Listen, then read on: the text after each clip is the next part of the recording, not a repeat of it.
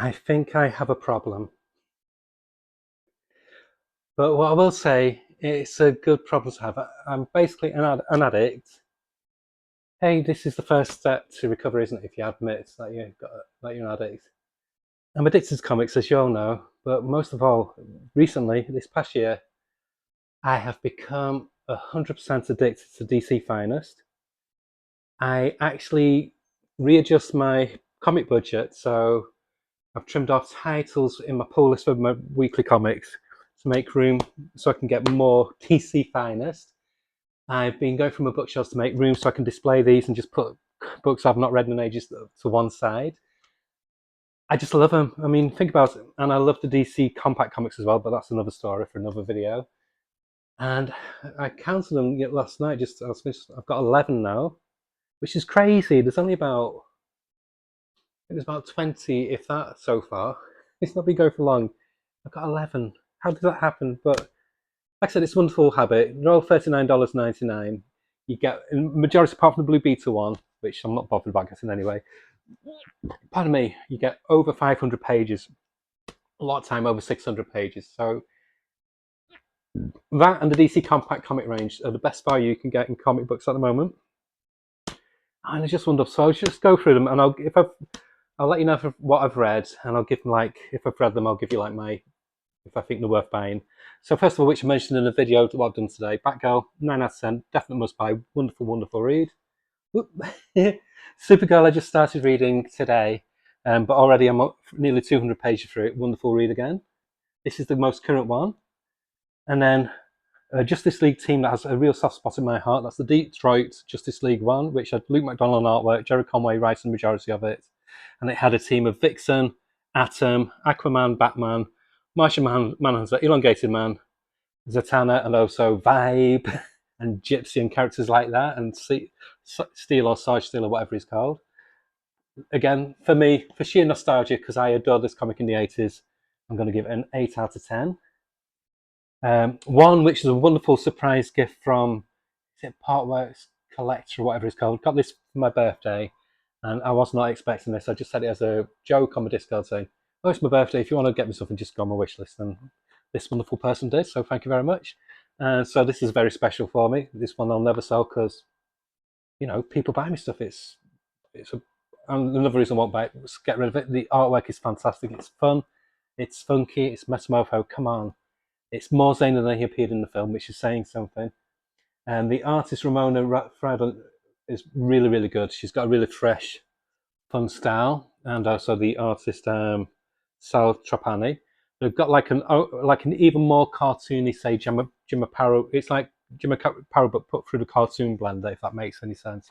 Just fun, very 60s, but very 60s like Hanna Barbera kind of vibe to it, more than a DC vibe. Very trippy, very fun, very hey man, that's groovy. And another one, I dip into this. I read like a story at a time. I only got it recently, but I got it for really cheap. I'm speaking really fast. I do apologise. And this is DC Finest: The Flash, Human Thunderbolt. I only paid £16 for this on eBay, and it's basically minty. It's not no damage to it at all.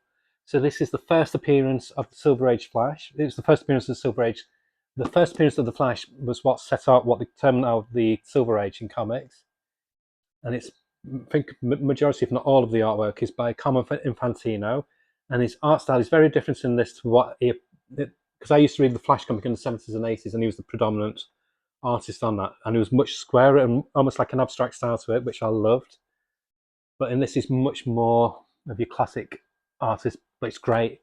And out of all the Silver Age comics, I'd say this is the most one that's more user friendly or reader friendly for a modern day reader, because it's not overly verbose, and it doesn't swamp you with blocks of text as well as speech bubbles. And a lot of the stories are one and dones, and like I said, they're very weird fantasy, sci-fi kind of based. So yeah, I'd give this a 7 out of 10 just because it's not as easy to dive into as a modern day one, but it's still very, very enjoyable. And then we have another one that I really anticipated for ages. DC Finest Horror, Devil's Doorway.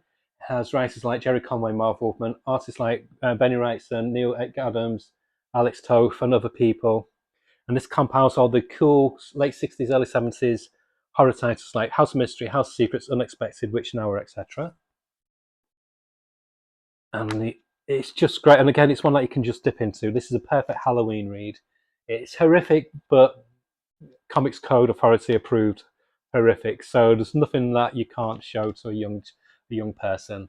It's a really, really fun, classic, spooky kind of twist and tell kind of stories with really cream of the crop artists. Real fun run. Really enjoyed this. 8 out of 10.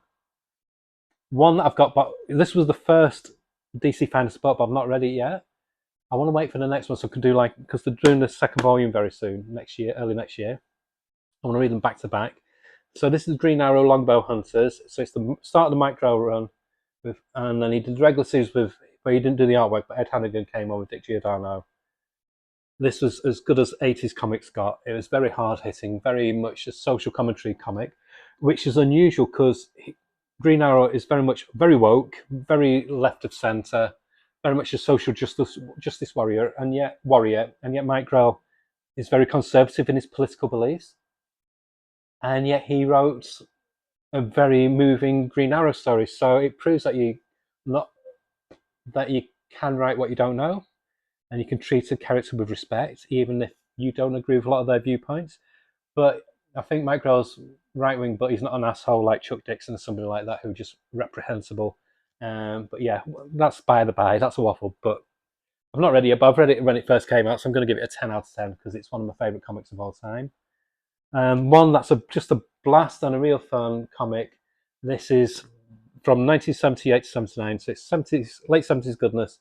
You have the team up comics of Brave and Bold and DC Comics Presents. So Brave and Bold was Batman teaming up with somebody. DC Comics Presents was the Superman version of that. So you've got all different kind of characters on here. I've just dipped into this, and the reason I got this, it's primarily for getting me art fix of Louis Garcia Lopez, who does some of the best Superman artwork going, and Jim Aparo, who's one of the best Batman artists. So it's wonderful, great fun. It's vibrant, it's lively, a lot of biff bam pow, very fast paced, real fun. And again, it's one that I just dip into in and out when I want to just have a quick comic fix. And lastly, but not least, they've really been churning out the Batman ones sequentially. Well, they're kind of like covering the 80s, early to mid 80s to late 80s period to start with before going any further. So one that came out, so I'll do it in the order that they were published. So first of all, they brought out Batman Year 1 and 2. So it's got the classics that everybody needs to read. I wouldn't say that about Year 2 really, but Year 1 definitely by Frank Miller. So it's 1986 to 87. Just wonderful stories, including the ones that aren't tied in with those storylines, because you've got some wonderful Mike W. Barr and Alan Davis artwork on those, which are a bit more campy and great fun. 9 out of 10. And then after that, they brought out The Killing Joke and Other Stories, which was the Jim Starlin years, which was very, very hard hitting, and some gorgeous as well Jim Aparo artwork on some of them. And I also had The Son of the Demon graphic novel in there by Mike W. Barr and Jerry Bingham, which is a wonderful story, focused very much on Ra's al Ghul and Batman and Killing Joke. 9 out of 10, wonderful. And then one that I've been anticipating for ages, because this one I jumped on Batman as a serious collector when I was at art college when I was about 16, something like that. This covers the period 1985 to 86. So this was before Frank Miller made Batman cool again. But for me, it had some of the strongest stories because it had Doug Moench on the writing, and then on both comics, Batman and Detective. And on one of the comics, Tom Mandrake was the artist, and on the other title, Gene Colan was the artist. So you've got really, really, really, really strong, and Paul Gulacy as well did a few stories as well. So you've got like the cream of the crop on the art, and the stories are just really good, hard-boiled Batman stories. So again, 9 out of 10. So that's my DC Finest journey so far. There's going to be loads more coming because I can't show you because it's on my phone. But I've done like a bucket list where I've basically saved all images of the covers of comics of the collections that are coming out. And I think I've saved about 20 that are coming out between now and I think it's July next year. I love them. I love this format. There's nothing nice. It's big, but it's not heavy. And you read a big chunk of a great quality run. DC at the moment are really doing the Lord's work for comics, really are. And again, the DC compact comics are another great format. Well, if you're on a more of a strict budget, this is a good way to dive into good runs. I mean, look at this. There's nearly 400 pages. £8.99, $9.99. Really good way of buying books as well. Okay, so that's just me gushing over my favourite collected editions. Bye.